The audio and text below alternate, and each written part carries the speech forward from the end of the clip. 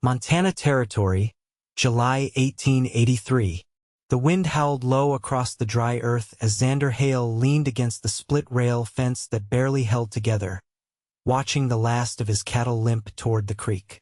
The sun was dipping low, throwing long gold shadows over his land that used to stretch proud and full, but now barely fed 24 head. He had calluses on both hands, a busted rib from a bronc that threw him last week, and 2 mouths to feed who were not his, but sure felt like it. Behind him, Dawson and Delia played in the dirt with a stick and a rock, their clothes patched in too many places. They had been left on his doorstep 2 winters ago, the children of his late sister, and not a soul had come looking for them since. He had not been looking for a woman. But when he saw the notice nailed to the post outside the mercantile in Helena, strong girl for work will break horses, not spirits. Too wild for the town, but not for the land, he had stared at it for a long time. Then he tore it down. 3 days later, she stepped off the stage with no bag, just a sway in her walk like she belonged anywhere her boots landed. "My name's Calla Lark," she said, tossing her braid behind her shoulder. "I was told you needed help." She looked 20, maybe 21. Dirt smudged her cheek, and her dress was too thin for the chill in the air. There was something behind her eyes too, like she had already seen the worst of people and come out stronger. Xander looked her up and down, jaw tight. "You were the one they called too wild?" She shrugged. "Their words, not mine. I ride better than most men, and I do not take kindly to being told to smile." He should have turned her away. He had no room, no time, and no business bringing another mouth under his roof. But something in the way she squared her shoulders told him she would not break easy. He respected that. "You ride?" he asked. "I was born in a saddle," she said, not bragging, just truth. The next morning, he handed her the worst horse on the ranch, a mean chestnut gelding named Whiskey. She mounted without flinching, took him in a tight circle, then galloped straight up the ridge and back down again like her blood was part Mustang. When she hopped down, Xander just nodded. "You start tomorrow." Calla worked like she had something to prove. She hauled water, fixed fence, and broke 2 green colts without complaint. She never asked questions about the land or the debt or why the 2 kids clung to her skirt like she was already family. One evening, 3 weeks in, Xander found her sitting by the fire pit, Dawson curled up in her lap, Delia brushing her braid. "You do not have to mother them," he said, setting down a bucket of kindling. She looked up, eyes quiet. "I am not mothering them. I am just being kind." He sat beside her, the fire between them crackling low. "You always this gentle?" She raised an eyebrow. "You always this surprised?" He chuckled, a sound that felt foreign in his own throat. "You got a way of doing things." "So do you," she said. Then, softer, "Why did you take me in?" He poked the fire with a stick. "Because I saw something in your eyes that looked like me." They did not talk much after that. They did not need to. She rode beside him every morning, and every evening she helped him count every penny, every seed, every cow. She never complained when he came home late, sore and silent. And she never once asked him to be more than he was. But she saw him. That mattered. One night, a storm rolled in hard, wind screaming like a freight train. The roof started to give above the children's room, and Calla did not wait. She climbed up there with hammer and nails, rain soaking her dress to her skin. Xander grabbed her arm. "You were going to fall. Then catch me," she said, teeth flashing in the lightning. He did. When her foot slipped on the last shingle, he caught her by the waist and held her close, her breath hot against his neck. For a second, neither of them moved. "You are not afraid of anything, are you?" he whispered. She looked at him, her eyes full of that same fire from the first day. "Only afraid of going back to being nothing." He touched her cheek, thumb brushing rain and dirt away. She leaned into it without thinking. "I do not think you have ever been nothing," he said. And just like that, the wind calmed. The next morning, Calla was up before dawn, pulling the saddle tight on her favorite mare. Xander watched her from the porch, coffee in hand, heart doing strange things in his chest he had not felt in years. Dawson tugged at his sleeve. "Is she gonna stay forever?" Xander looked at the girl in the corral, hair whipping behind her like a banner, and said, "I hope so, kiddo. I really hope so." He did not know how or when it had started, but the truth settled deep in his bones. Calla was not just someone he had taken in. She was someone he could not imagine the ranch without. She rode beside him like she had always been meant to, like the land had waited just for her. And maybe, just maybe, he had waited for her too. The August dust clung to everything: boots, brows, the folds of shirts heavy with sweat. Xander rode ahead, reins loose in one hand, the other resting near his hip as he scanned the southern pasture. The grass was brittle, sunburned to gold, but the cattle had wandered further than usual, and he didn't like the look of the sky to the west. Calla rode behind him, scanning the horizon with that same quiet attentiveness she carried into every chore. Her mare moved beneath her like part of her frame. Neither of them had spoken since leaving the barn before dawn, but the silence wasn't strained. It just was. Xander shifted in the saddle. "You see the tracks by the fence line? Hoof prints are too deep for our herd," she said. "That's weight. Someone's been riding in." He nodded once. Thought the same. They found the broken top rail near the cottonwood grove. The barbed wire sagged, and a few dark hairs clung to the edge of a snag. Calla swung off her horse, crouched low, and ran her fingers through the dry dirt. 2 riders. One horse had a limp. Heavy-set man, maybe. Other tracks clean. They weren't just passing through. Xander knelt beside her, eyes narrowing. They cut south. Would have passed near the old mineral creek. Calla stood, wiping her hands on her trousers. "You want me to follow?" He looked at her, jaw flexing. "No. Not till I know who they are. Could be nothing. Could be rustlers." He didn't answer that. He didn't need to. Back at the ranch, Delia was shelling peas on the porch while Dawson followed a grasshopper up the steps, narrating its every hop. Calla crouched beside the boy and listened without interrupting, her eyes on the horizon. Xander leaned against the doorframe, watching her with a quiet tension in his chest. He'd meant to keep her at arm's length, but every day she worked beside him, that line blurred. She didn't ask for anything, didn't try to carve herself a place. But the way she tied her hair back with a strip of cloth from her hem, the way she laid her fork down after every bite like she was measuring her place at the table, it all settled in his chest like something unfinished. That evening, he found her in the tack shed, oiling the leather straps of the pack saddle.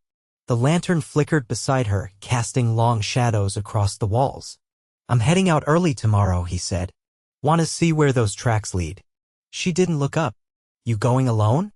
"Don't see another option." She dipped the rag into the oil again. "I can ride with you. I've tracked men before." His brow lifted. "That's so. Used to help a Marshal Nearbosman. Before he decided I was too much trouble." He leaned against the doorframe. "Why'd you leave?" Calla set the rag down and met his gaze full on.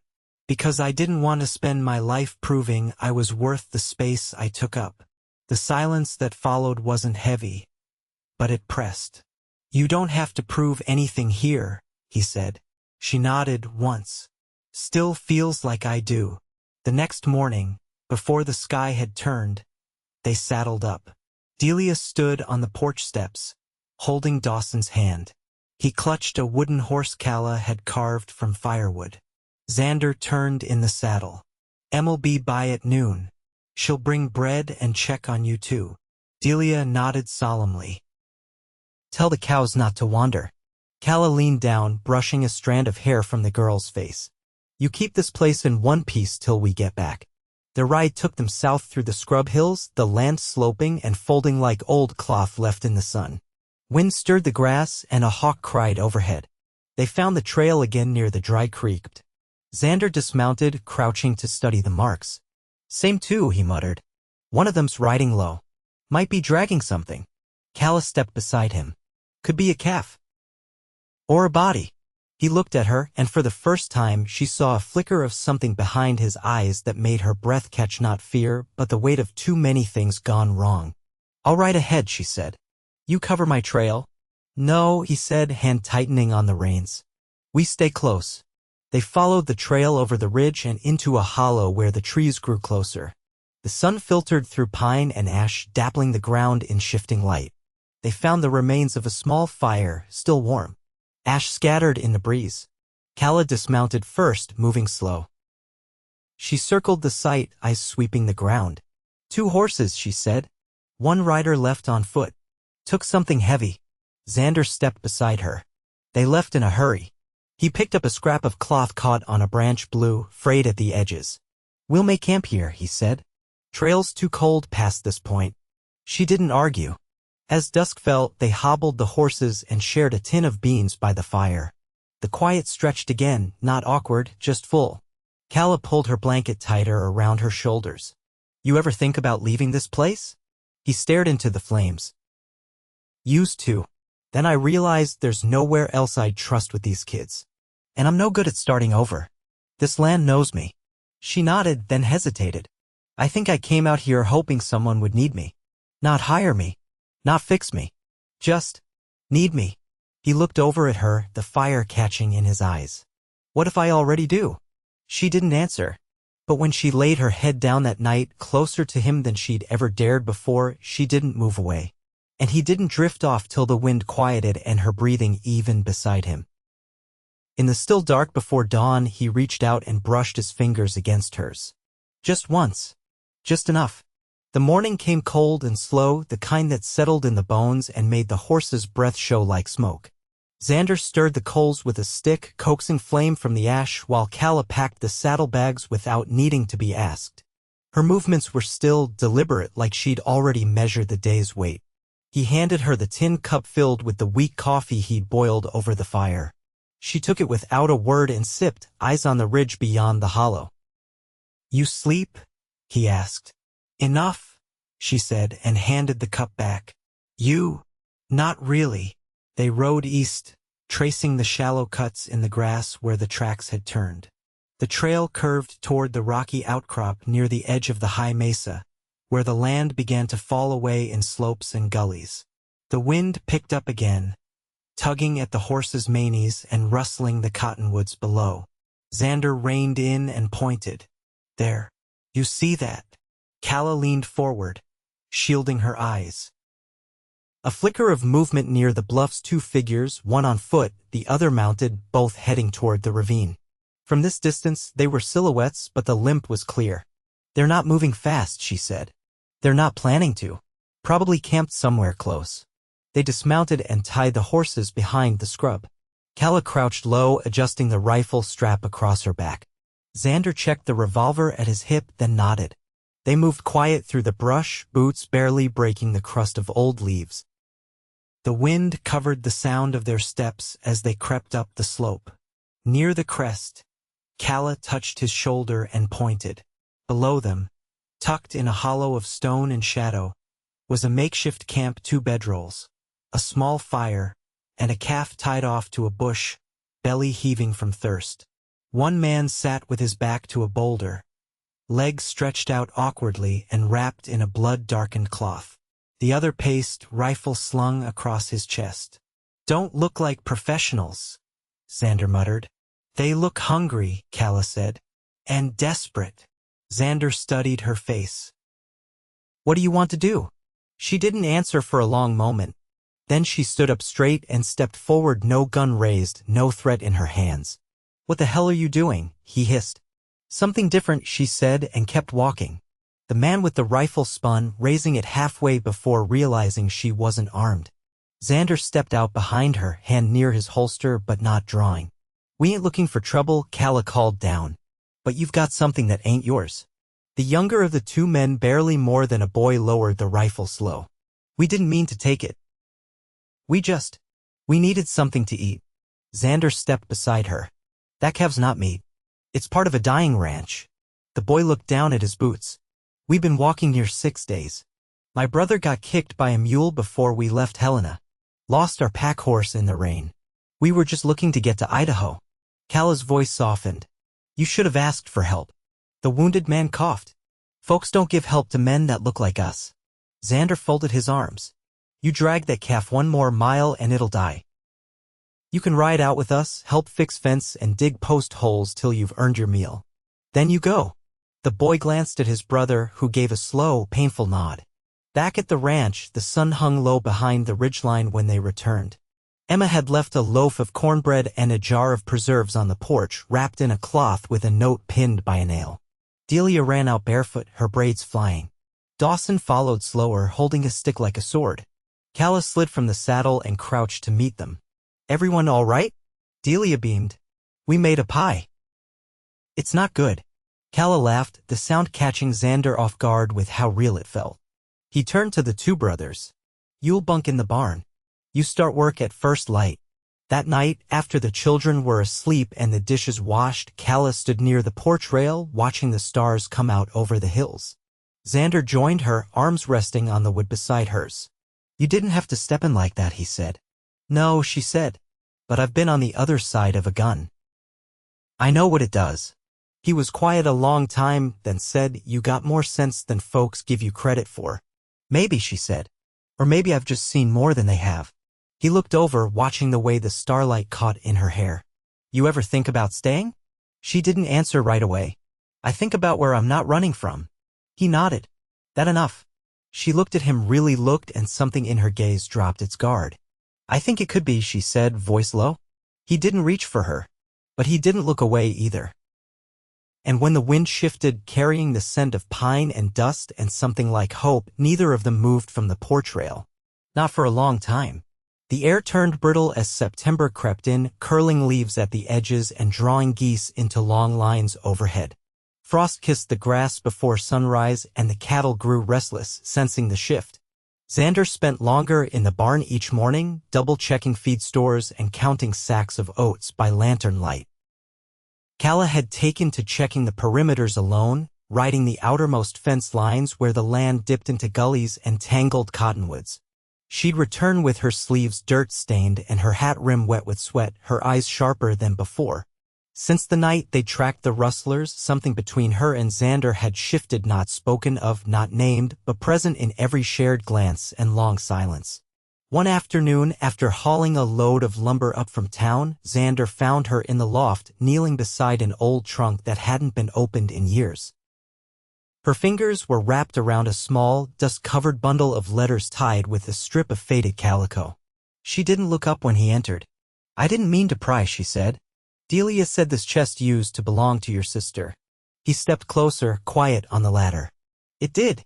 Calla untied the cloth and laid the letters across her lap, careful as if they might fall apart. She wrote about the soil. About how she thought she'd never get anything to grow, and then one day she found a single sprout pushing through clay. She called it her proof that God hadn't given up on her. Xander sat down beside her, the floorboards creaking under his weight. Leah was always better at believing things turned out. "She was good at writing things down," Calla said. "That's rare." He watched her thumb the edge of a page, then asked, "You ever write anything?" She set the letter aside. "Used to. Mostly to myself. Things I didn't want to forget. But after a while, I didn't see much worth remembering." He studied her face. "You still feel that way?" She looked at him, something raw flickering in her expression. "Not lately." They sat there until the light through the loft slats thinned to gold. Below, Dawson's voice floated up from the paddock, calling to the goats as he tried to herd them with a crooked stick. Calla smiled faintly and stood, brushing hay from her trousers. "Delia's been trying to sew a dress from flour sacks," she said. "Told me she wants to wear something that doesn't smell like wheat." Xander chuckled, shaking his head. "She's stubborn. She's trying to be seen," Calla said quietly. "That's not the same thing." The next morning, Calla left early with a list from Emma and a few dollars from Xander's coat pocket. She rode into town with her back straight and her braid tucked tight beneath her hat.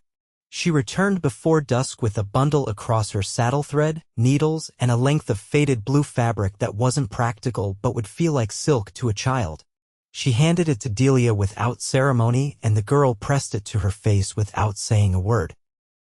That night, Xander found her in the pasture, leaning against a fence post with her arms folded and her gaze turned toward the stars. "You didn't have to spend that money," he said. "I know." He stepped beside her, the grass sighing beneath his boots.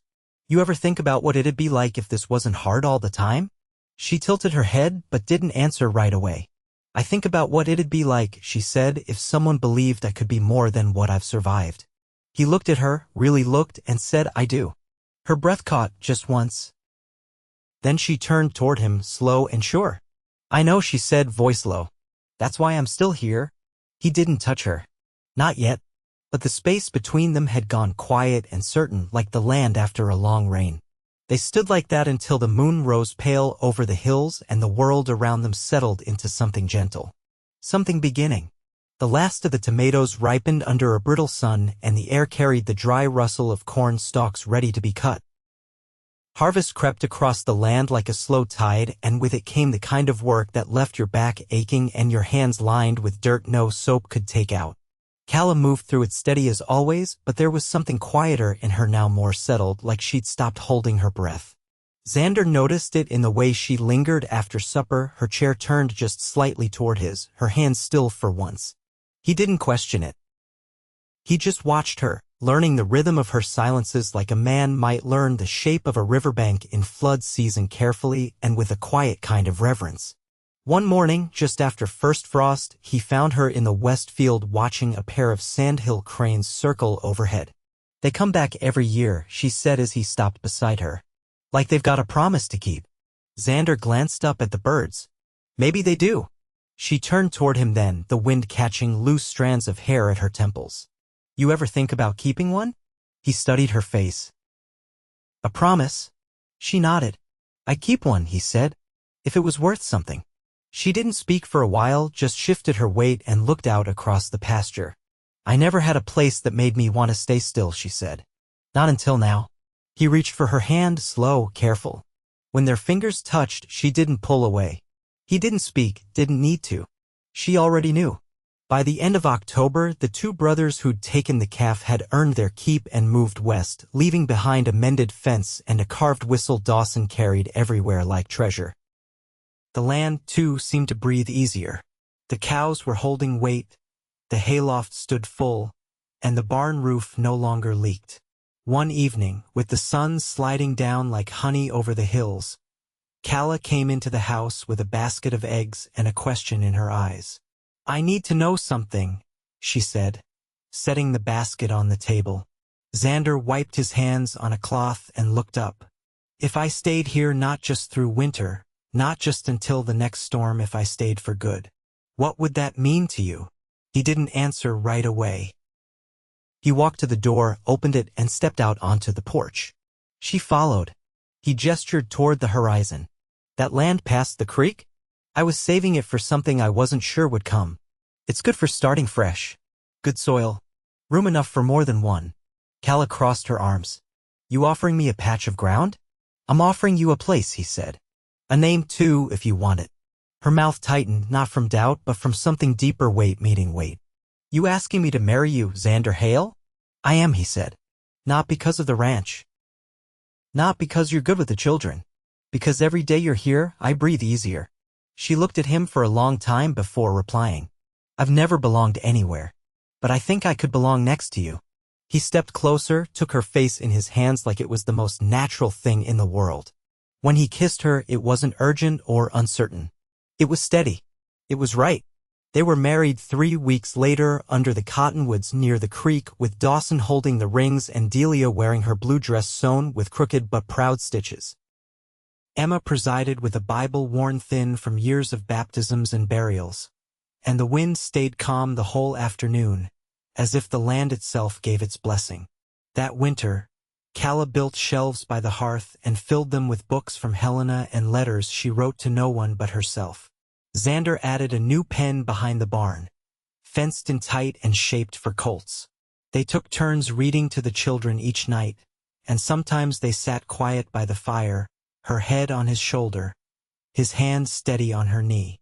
Spring came with soft rains and a colt born under a pale moon. Calla named it Leah, after the sister who'd once believed in green things growing from clay. Xander didn't say much about it, but he walked a little straighter after that. They never bought a bigger house. They didn't need to. The walls they had held laughter now, and the roof never leaked again.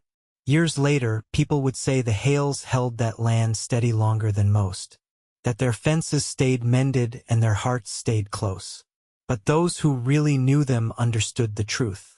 What they built wasn't just a homestead. It was a life. Together. Always.